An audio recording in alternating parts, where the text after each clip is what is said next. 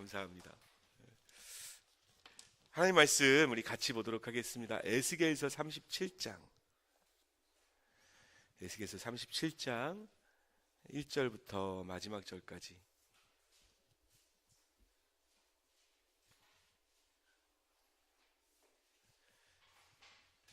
(1절부터) 14절까지, 마지막 절까지가 아니고 에스겔서 37장 1절부터 14절까지 있는 말씀을 한 절씩 돌아가면서 교독하도록 하겠습니다.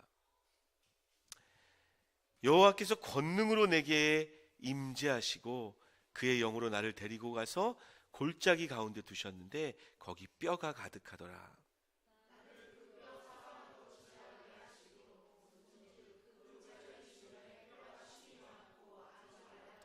그가 내게 이르시되 인자야 이 뼈들이 능히 살 수 있겠느냐 하시기로 내가 대답하되 주 여호와여 주께서 하시나이다.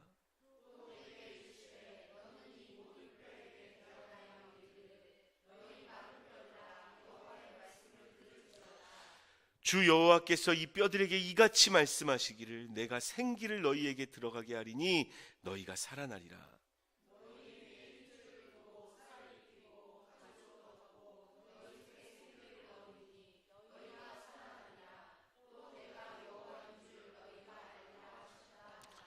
이에 내가 명령을 따라 대언하니 대언할 때 소리가 나고 움직이며 이 뼈 저 뼈가 들어맞아 뼈들이 서로 연결되더라.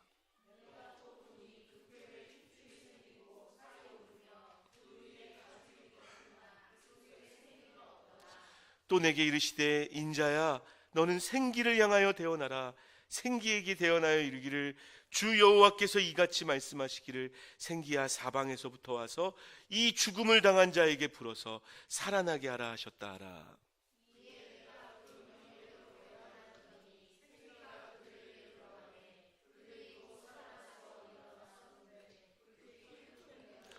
또 내게 이르시되 인자야 이 뼈들은 이스라엘 온 족속이라.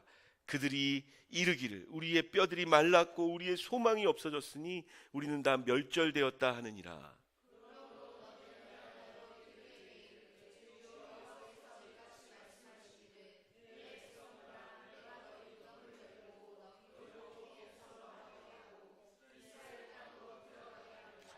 내 백성들아 내가 너희 무덤을 열고 너희로 거기에서 나오게 한즉 너희는 내가 여호와인 줄을 알리라.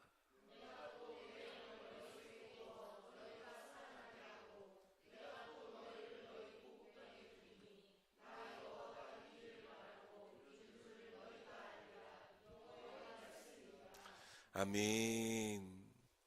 우리 좌우분들 바라보시면서 이 시간에 이 자리에 있는 분들은 하나님이 참 기뻐하시는 분들입니다. 바라보시면서 한 번 더 이야기합시다. 하나님이 당신의 예배를 기뻐 받으십니다. 시작. 하나님이 당신의 예배를 기뻐 받으십니다. 예, 감사합니다. 삶을 살아가다 보면 내가 생각하는 대로 내가 원하는 대로 되어지지 않을 때가 있습니다. 그럴 때 이렇게 힘이 쭉 빠지죠. 여러분 그런 거 경험해 보셨나요? 뭐 아주 개인적인 경험이지만 이렇게 아침에 예배를 준비하다가 주보를 이렇게 좀 아침에 일찍 나와서 복사를 하고 있는데 이게 복사기가 말썽인 경험을 좀 경험해 보셨습니까? 사무직에 있으신 분들은 한두 번. 근데 이게 자꾸 걸리고 막 이렇게 되면요, 막 이렇게 막 그 복사기랑 막 씨름하다가 일부 예배 앞에 쓰니까요 힘이 쭉 빠져가지고 일이 내 뜻대로 되어지지 않고 실패를 경험한 이후에 힘이 빠진 상태, 그것 때문에 이렇게 긴장감이 드는 상태를 좌절이라고 이야기합니다. 어떻게 좌절을 좀 경험해 보신 적 있으십니까? 내 생각대로 안 된 어떤 일들, 내가 바랬고 소원했고 기대했는데 그대로 되어지지 않았던 어떤 일들 때문에 좌절하는 일들이 있게 되어집니다. 문제는 또 어떤 문제가 있느냐? 이 좌절이 반복되어지면요, 좌절이 반복되어지면 절망이라는 단계로 가는 것 같습니다. 절망이라는 단어를 들어보셨나요? 절망이 뭘까요? 망이 뭘까요? 희망, 소망할 때의 그 망자죠.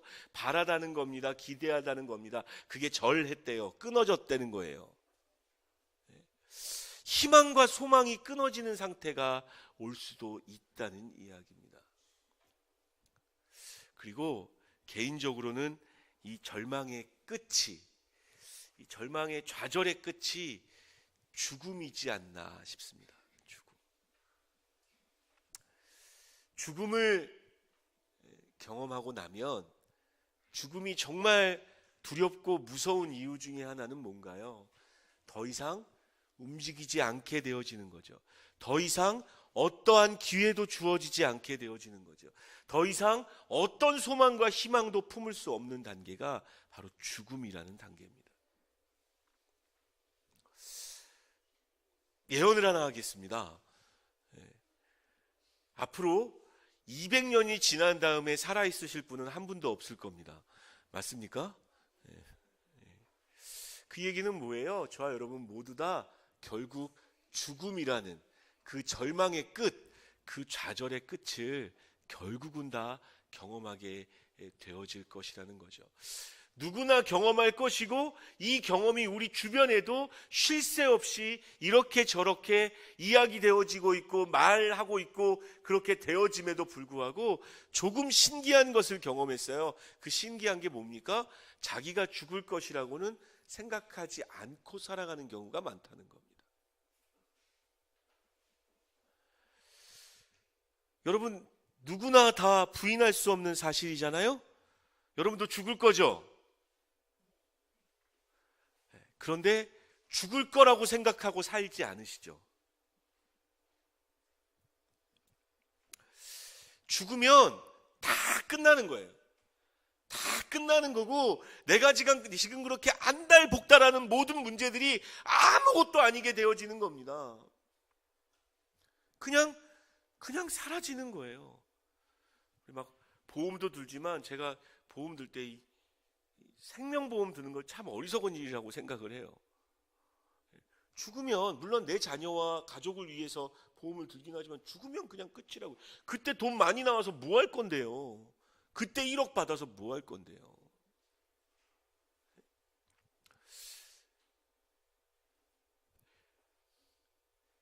죽으면 그냥 그렇게 헛되이 다 끝나버릴 어떤 상황들임에도 불구하고 그래서 그 죽음에 대해서 생각하게 되어진다면 좀 더 의미 있는 삶, 좀 더 중요한 삶을 살아갈 수 있을 텐데 희한하게도 우리는 죽음을 잊고 사는 것 같습니다.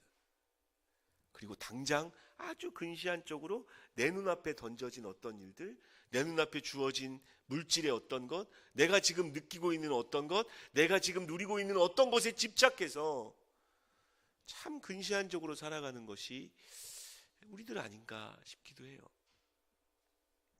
물론 여러분들이 평상 교회까지 나와서 은혜 받으려고 교회 나왔는데 죽음을 묵상하고 살라고 하면 안 되겠죠. 매번 죽음에 매여서 살 필요는 없지만 가끔은 여러분들이 죽음이라는 것을 볼 수 있는 눈이 좀 열렸으면 좋겠어요. 그 죽음 앞에 섰을 때, 그 죽음을 직면하게 되어질 때 나는 그 앞에서 무엇이라고 말할 수 있을 것인가?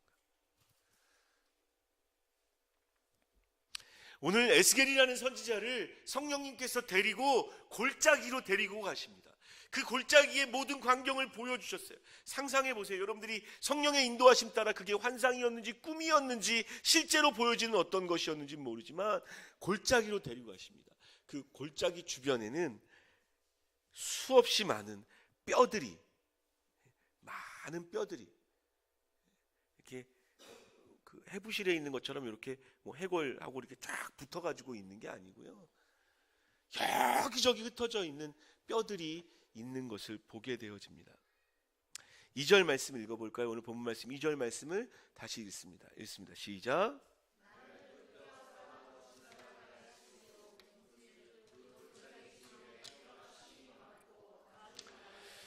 예, 그 죽음의 냄새가 풀풀 나는 죽음으로 가득 차 있는 광경을 하나님이 에스겔에게 보여주시는 거예요. 심지어 이 죽음이 아주 오래된 죽음입니다. 단순하게 그냥 그 자리에 방금 죽었던 죽음이 아니라 오래된 죽음. 부패해서 모든 뼈와 살들이 다 말라버렸고 뼈마저도 말라버린,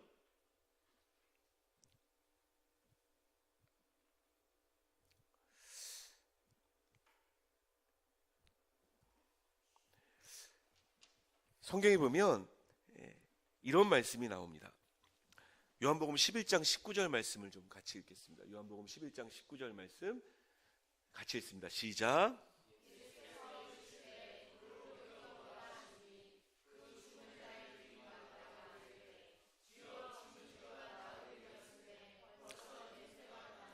예, 나사로를 살리시려고 했던 예수님의 방법대로 나사로가 묻혀져 있던 무덤의 문을 열라고 이야기하는 거예요. 그때 마르다가 반응하는 겁니다. 주님, 죽은 지 나흘 돼가지고 냄새가 심합니다. 왜 저 돌문을 굳이 열어야겠습니까? 여러분, 죽음이라는 건요, 단순히 죽음 자체뿐만 아니라 죽음이 주는 영향력이 있어요. 여러분, 죽게 되어지면 어떻게 되어집니까? 움직이지 않게 되어집니다. 죽음은 역동성을 없애는 게 죽음이에요. 움직임이 없어요. 안 움직여요. 안 움직이니까 어떻게 되어집니까? 썩습니다. 여러분, 물도 안 움직이면 썩는다는 거 아시나요? 물도 흘러야. 그래서 사해를 왜 사해라고 그러냐면 흐르지 않는 거예요. 자꾸 물이 고이다 보니까 소금물만 많이 생기고, 그래서 죽은 물이다라고 이야기하는 거죠. 죽음은 움직이지 않게 만드는 거고요, 움직이지 않기 때문에 썩는 겁니다. 그리고 썩어서 냄새가 나는 거죠. 냄새가, 죽음의 냄새, 죽음의 그늘, 죽음의 영향력. 마른 뼈, 아주 오래된 죽음 가운데 이 죽음의 영향력 가운데 있는 이스라엘 백성들을 하나님께서 에스겔에게 느끼게 하고 싶었던 거예요. 오늘 본문 말씀 11절 말씀을 읽기를 원합니다. 11절 말씀 같이 읽습니다. 시작.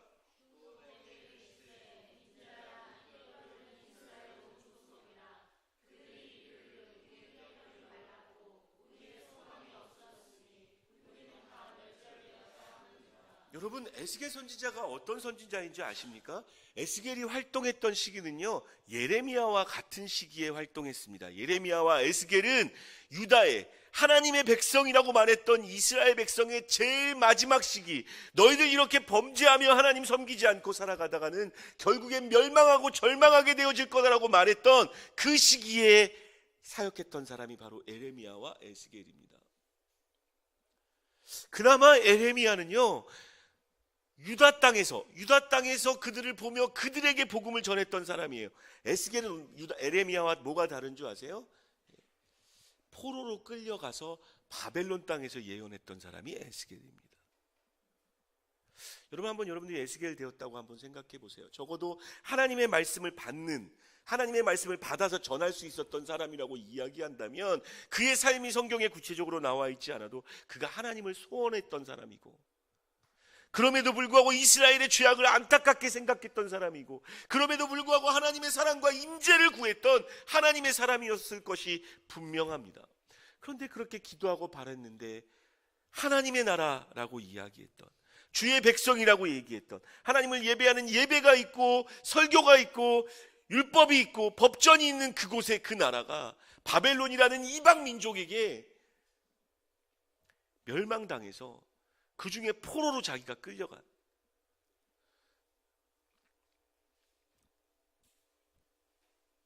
어떻게 좀 에스겔이 편했을까요? 어떤 생각이 들었겠어요? 이게 뭐지? 한때 온 나라를 하나님의 이름으로 벌벌 떨게 만들었던, 모세 때 그랬어요. 다윗 때 그랬어요. 하나님이 함께 하시니까 가는 곳마다 이겼어요. 세계 최강대국이 되어졌었습니다. 주변 민족들이 조공을 바치고, 솔로몬 때 그랬죠. 가장 화려한 성전과 왕궁이 있었던 곳이 바로 이스라엘, 예루살렘. 그런데 야만 민족들의 손에 의해서 황폐되어지고, 처음에 이게 바벨론이 쳐들어와서 포로로 끌고 간 게 한 번에 다 끌고 간 게 아니라요. 1차 끌려가고 2차 끌려가고 3차 끌려가고 결국 예루살렘 성도 무너지고 성전도 무너지고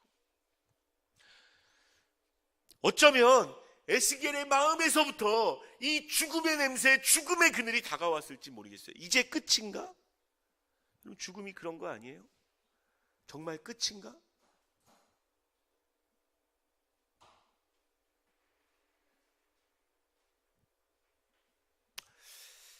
자신도 더 이상 이제 이스라엘에게 소망이 없을 것 같은 느낌이 들었어요.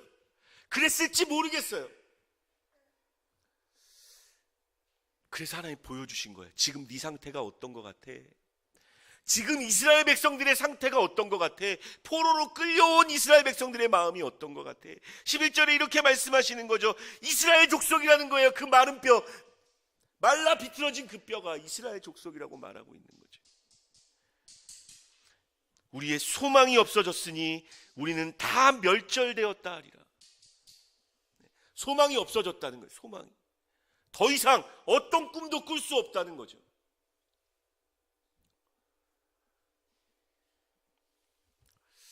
어떻게 여러분 삶 가운데는 어떻습니까? 항상 소망하며 항상 희망하며 하나님께서 더 놀라운 일을 하실 수 있음을 믿음으로 나아가고 계십니까? 아니면 여러분들도 그냥 이 정도인가 보다, 내 인생은 이 정도이겠지, 내 가정은 그냥 이 정도이겠지, 더 나쁜 일만 일어나지 말아라, 기도했었고 꿈꿨었고. 우리 젊은 분들도 계시지만 여러분 젊었을 때 어떤 생각합니까? 내 30대, 내 40대, 노래들도 많죠. 나이 30에 우린 무엇이 되어서. 어떻게 좀 꿈들을 이루셨습니까? 40대 되신 분도 계시고 50대 계신 분도 계시고 60대 계신 분도 계시는 것 같아요. 어떻게 여러분들이 원하는 대로 여러분의 인생이 흘러가던가요? 그 죽음의 영향력이 우리의 삶 가운데 흐르고 있지 않습니까? 좌절을 경험하고 실패를 경험하고 그 좌절이 반복되어지고 어느 순간 꿈꾸는 것을 포기하기 시작하고 소망하는 것, 기대하는 것을 포기하기 시작하고.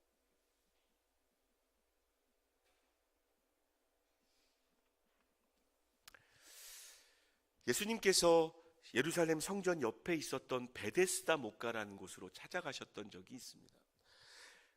그 연못이 움직일 때, 천사가 와서 연못을 움직일 때 제일 처음 들어간 사람은 낫는다라는 전설이 있던 곳입니다. 그곳에 무려 37년이라는 기간 동안 앓던 병자가 있었습니다. 상상해 보세요, 여러분. 37년 동안 아팠다면 그 상태가 어땠을까요? 예수님 다가와서 질문하십니다. 내가 낫기를 원하느냐?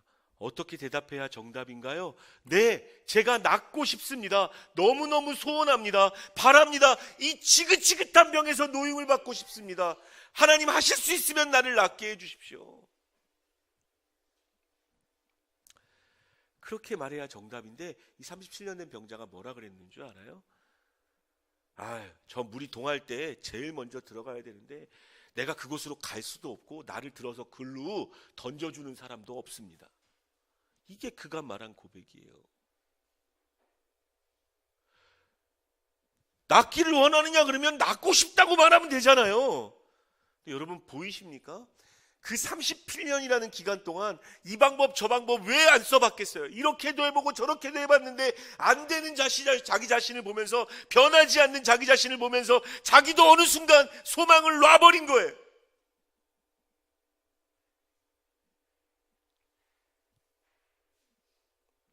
예수님 그에게 말씀하시죠. 일어나서 내 자리를 들고 가라. 병 고쳐주시는 거예요. 이 내 자리를 들고 가라는 그 자리가 제 머릿속에 이렇게 떠올라요. 여러분 병자가 오랫동안 한 곳에 앉아있을 때 그 자리가 어떻게 되는지 혹시 아십니까? 게다가 빨리빨리 움직일 수 없다면 그 냄새는, 그 자리는 정말 처참한 상태일 거예요. 예수님 말씀하시는 거죠. 내 안에 무너져 있는 소망, 꿈도 없고 좌절과 절망으로 오랫동안 있어서 나는 그 죽음의 냄새, 죽음의 영향력, 사망의 그늘, 사망이 쏘는 것에 묶여있는 네 자신, 그 자리를 들고 가라는 거예요. 그 37년 동안 그 죽음의 냄새 맡고 있었던 것 다 들고 네 자리로 가라고, 움직이라고, 일어나 가라고, 주저앉아 있지 말고.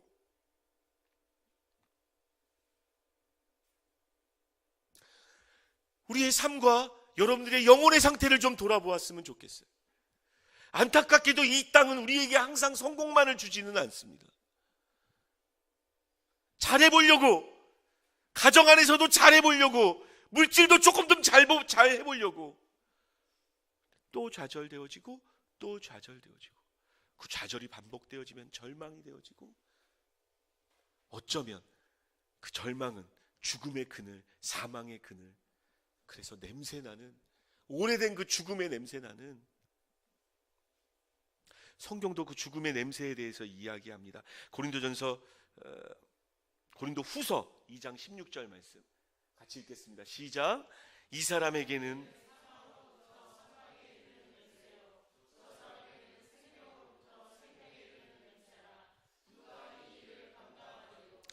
여러분, 참 표현이 참 이렇게 좋아요. 사망으로부터, 그러니까 사망 권세 잡은 자로부터라고 표현해도 될 것 같고, 사망, 그 사망이라는 그 놀라운 권세로부터 사망에 이르는 냄새가 내 삶을 휘어잡는, 어떤 사람은 그렇게 살아가고 있다는 거예요. 삶에서 역동성이란 찾아볼 수 없어요. 죽음이란 게 움직이지 못하게 만드는 거예요. 그냥 거기 주저앉아 있게 만드는 거예요. 37년 된 병자처럼 난 안 된다고 그냥 이 정도가 다라고, 더 나은 삶을 향한 발돋움이나 소망과 기대 없이. 이 시대의 교회도 한번 우리 잠깐 생각해 봤으면 좋겠습니다. 어떤 목사님이 그런 이야기를 하더라고요. 교회가 세상을 걱정하고 도와줘야 되는데, 안타깝게도 이 시대는 세상이 교회를 걱정하는 시기가 됐다고. 아니라고 말하고 싶은데 그렇게 말하기 어려운, 너무 가슴 아픈 것 같아요. 어떻게 여러분, 교회에는 소망이 있는 것 같습니까? 여러분 가정은 어때요? 혹시 남편을 위해서 기도하거나 이렇게 있는 분들, 여러분 가정은 어떻습니까? 어떻게 소망이 넘치고 역동성과 생명력이 막 살아 넘치나요?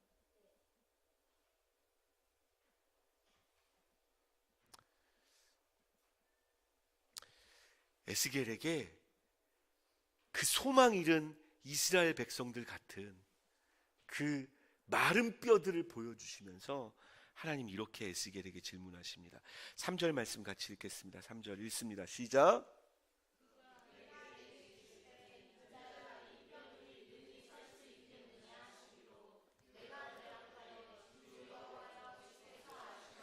여러분들이 에스겔이라고 생각해 보세요. 여러분들이 수많은 마른 뼈, 그것도 그냥 해골은 여기 있고 정강이 뼈는 저기 있고, 하나도 아니고 여러 개가 막 널려 있는 그 마른 뼈 무덤, 그런 골짜기를 지나고 계십니다. 그때 하나님이 여러분에게 질문하시는 거죠. 이 뼈들이 살 수 있겠느냐?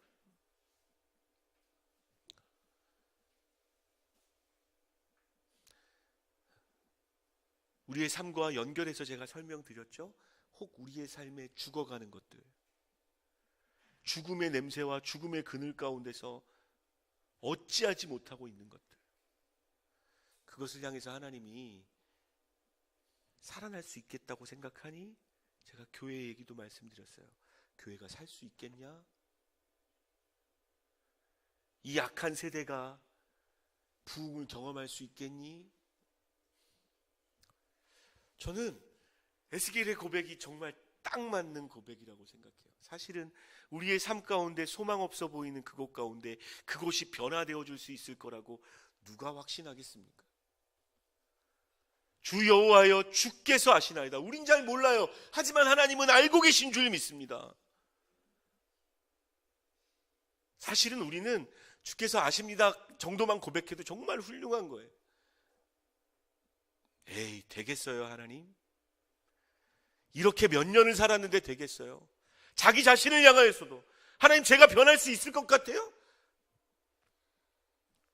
저 이래봬도 예배 몇 년 드렸어요?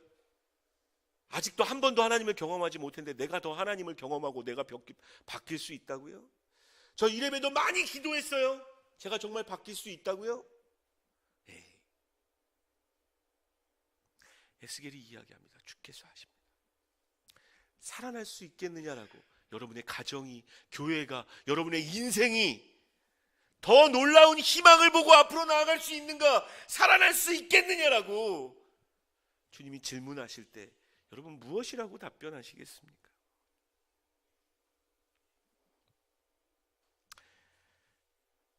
4절 말씀 같이 읽겠습니다. 4절 말씀 같이 읽습니다. 시작.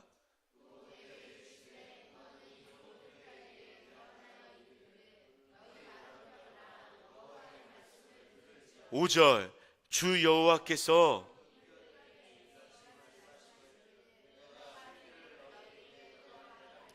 너희가 살아나리라.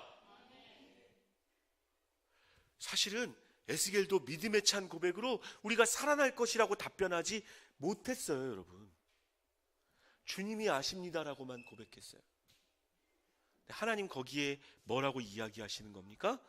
에스겔아, 대언해라. 내 말을 대신 말해라.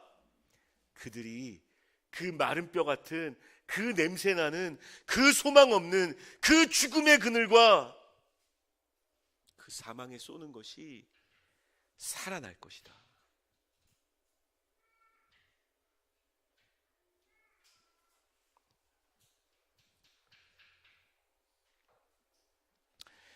에스겔이 그래서 그 말대로 합니다. 7절 말씀 읽습니다. 7절 읽습니다. 시작.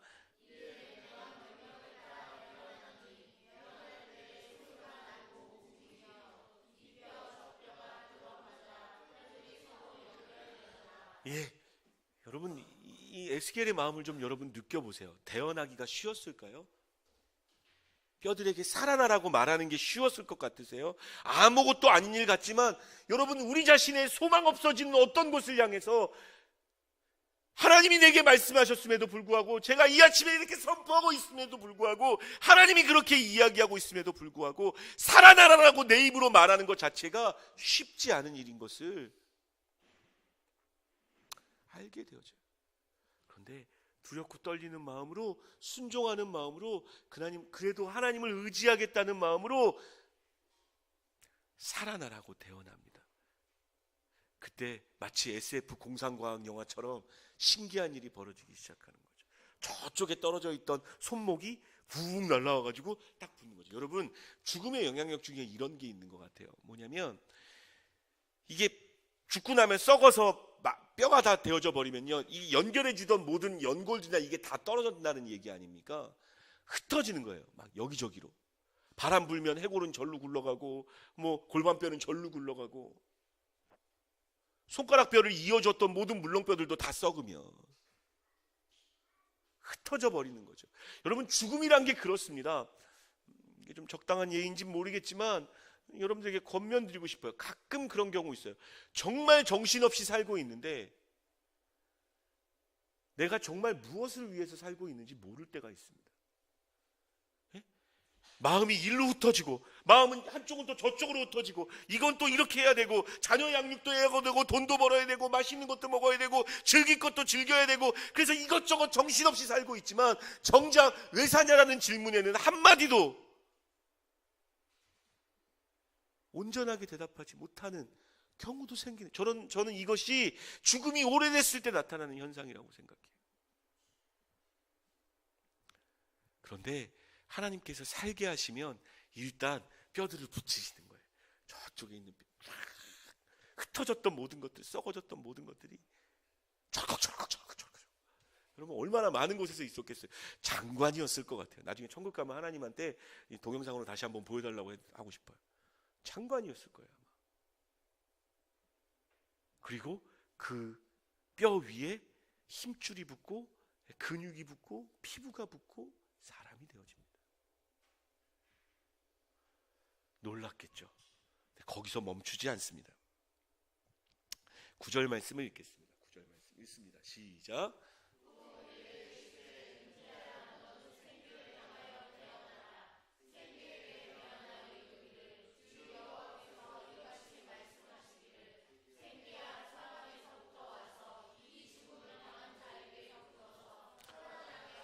생기를 향하여 명령합니다.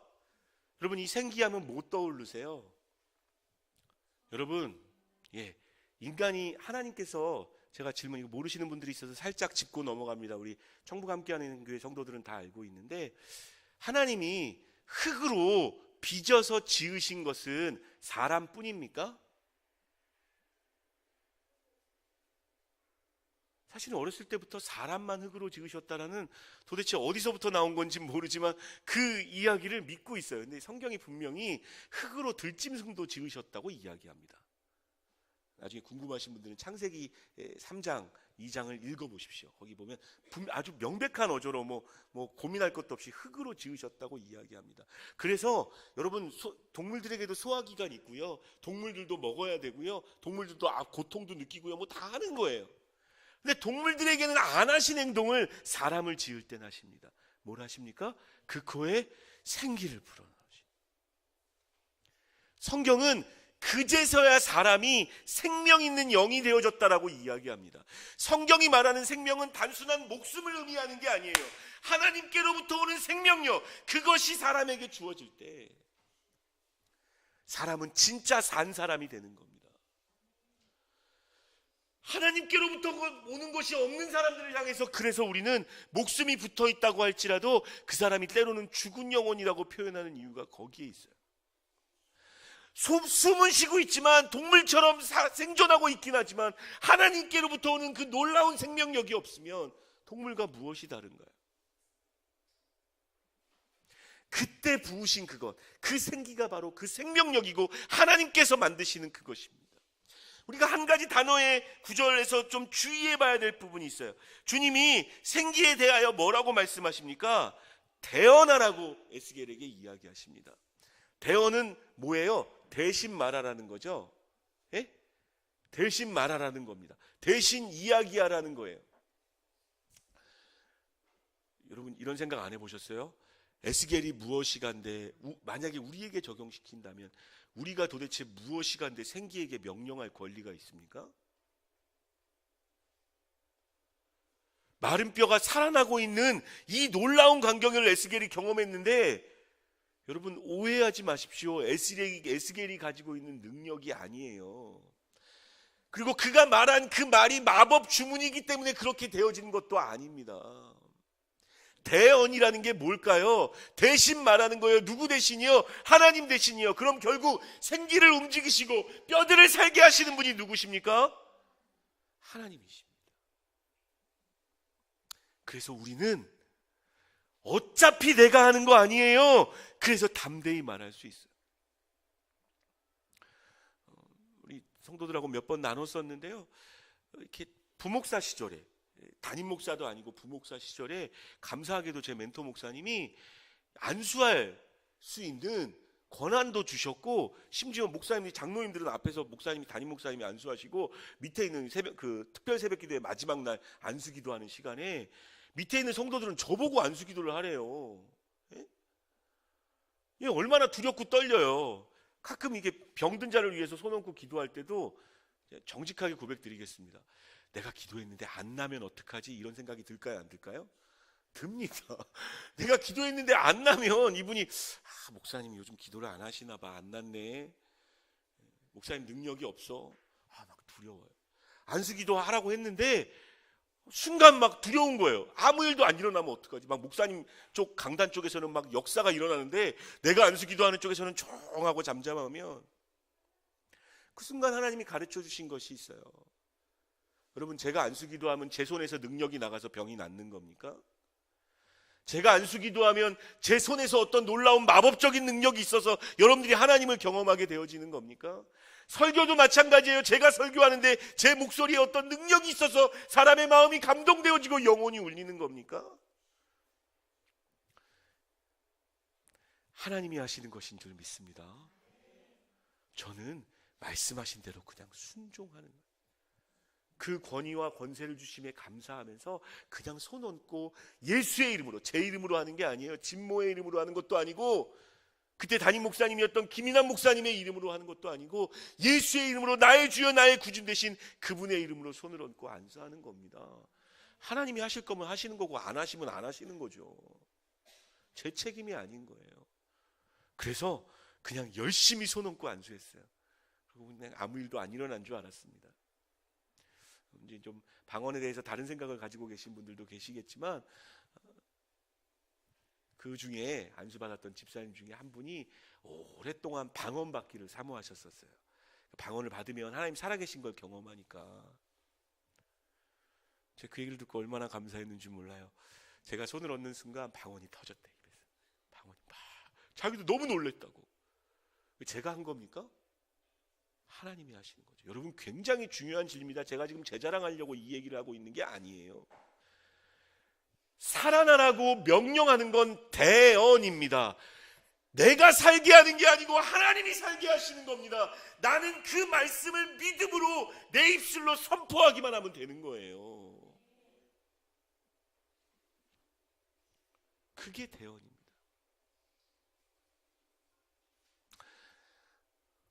오늘 말씀을 듣고 나서 여러분들의 기도가, 우리 기도할 때 이런 기도는 참 잘해요. 하나님, 죽 같습니다. 도와주십시오. 하나님, 이것 주십시오. 이런 기도는 참 잘해요.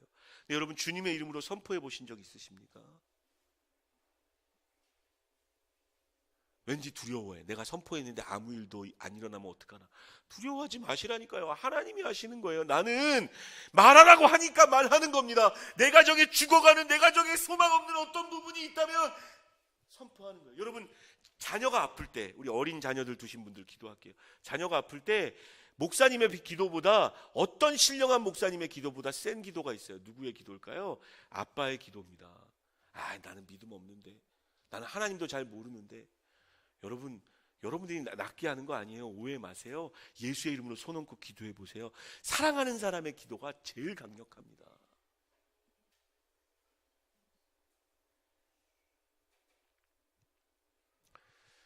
에스겔은요, 순종함으로 대언했어요.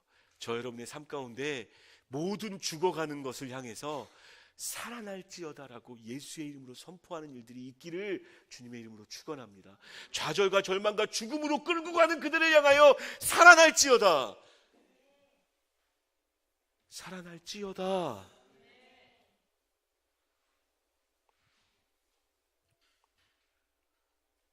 12절 말씀 읽겠습니다. 그렇게 태어나면서 그들이 살아나서 일어나가지고 군대가 되어졌어요.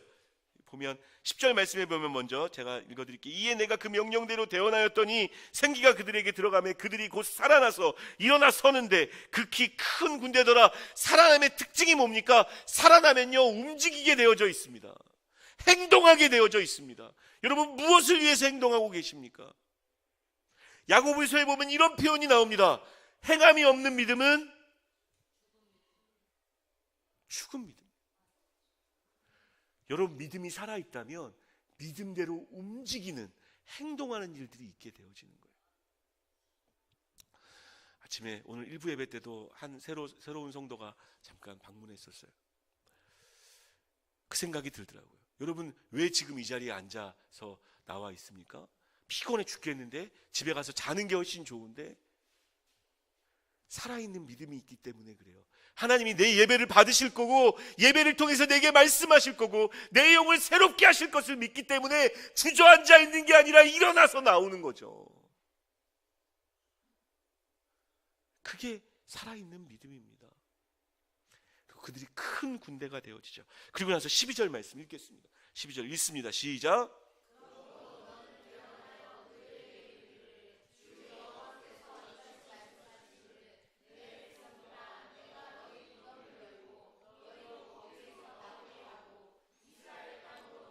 (13절) 내 백성들아, 내가 너희 무덤을 열고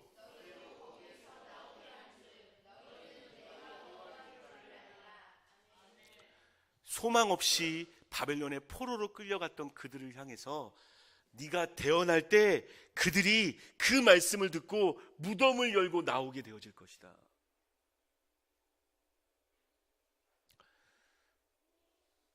여러분, 그 사실을 알고 계십니까? 어떤 이스라엘과 유다의 마지막 시대의 어떤 사람들보다 포로로 끌려간 그때, 아무 소망이 없다고 마른 뼈 같다라고 스스로 고백하던 그때 가장 빛나는 믿음의 영웅들이 탄생합니다. 에스더라는 사람을 아십니까? 죽음까지도 아끼지 아니하고 죽으면 죽으리라 포로 시대에 있었던 사람들입니다. 사자굴과 타는 풀무풀 가운데도 꿈쩍 안 하고 믿음을 선포했던 다니엘과 세 친구들, 포로 시대에 있었던 사람들입니다. 느헤미야를 아십니까? 포로임에도 불구하고 왕에게 신뢰를 받아서 성벽을 건축할 모든 것들을 대신 받아서 돌아올 수 있는 그 사람, 언제 생긴 겁니까? 포로 시대 때. 죽음의 냄새가 풀풀 나고 마른 뼈 같았던 그때 하나님께서 그들을 세우셔서 군대가 되게 하셨고 나오게 하셨고 무덤을 열고 포로 귀환이 되어지는 일들이 역사적으로 실제로 있게 되어지는 거죠.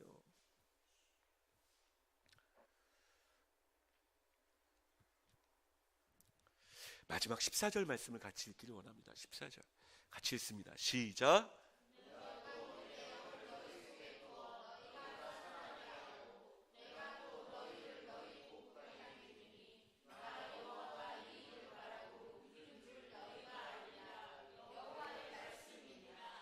아멘. 여러분, 14절 말씀이 이미 저와 여러분들에게 이루어진 말씀인 것을 믿으시나요?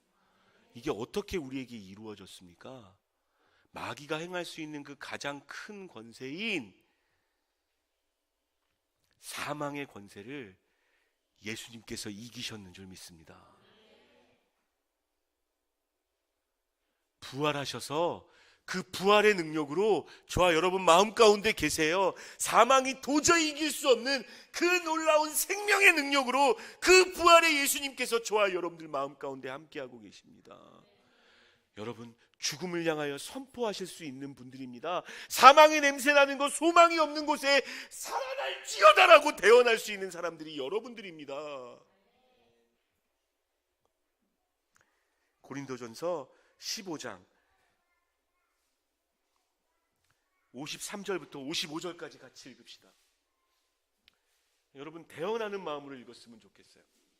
53절부터 55절까지, 53절부터 55절까지 여러분 진짜 정말 그렇게 되어지기를 소원하는 마음. 우리의 육신은 결국 사망의 영향력을 받아서 좌절하고 절망할 수밖에 없지만 이 썩어서 냄새날 이것을 생명으로 바꾸시는 그 하나님의 놀라운 능력을 말씀을 읽으면서 이 시간에 우리가 대언하기를 원합니다. 같이 읽읍시다. 이 썩을 것이 반드시 썩지 아니할 것을 입겠고 이 죽을 것이 죽지 아니함을 입으리로다. 이 썩을 것이 썩지 아니함을 입고 이 죽을 것이 죽지 아니함을 입을 때에는 사망을 삼키고 이기리라고 기록된 말씀이 이루어지리라.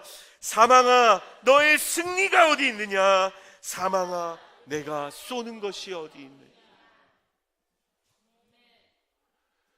여러분, 이렇게 선포할 수 있으셔야 돼요. 말씀을 마무리하기를 원합니다. 주님이 우리에게 질문하십니다. 능히 살아날 수 있겠느냐? 정말 살아날 수 있을 것 같니? 그리고 우리에게 부탁하십니다. 대언하라고. 내 말을 힘입어서, 내 부활의 능력을 힘입어서 내가 너에게 내 영으로 너희와 함께 할 테니까 이 무덤에서 나올 수 있으니까 대언하여 말하라고. 마치 예수님께서 썩어서 나흘이 되어서 냄새가 났던 그 무덤을 향하여 나사로야 나오너라라고 외쳤던 그 고백처럼 냄새나는 자리에 앉아있던 37년 된 병자에게 내 자리를 들고 가라고 말씀하셨던 그 명령처럼 저와 여러분들의 삶 가운데 대언하는 일들로 인하여 살아나는 역사가 있기를 주님의 이름으로 축원합니다. 기도하겠습니다. 자, 여러분 삶과 여러분의 인생과 여러분 자신의 냄새를 맡아보세요. 생명의 냄새입니까? 사망의 냄새입니까? 여러분의 삶은 충분히 역동적이십니까? 소망이 있으신가요? 희망이 있으신가요? 그럼에도 불구하고 하나님이 행하실 일 기대하고 계신가요? 주님의 말씀으로 대언하고 계십니까? 시간 기도합시다. 하나님 빛 비춰주셔서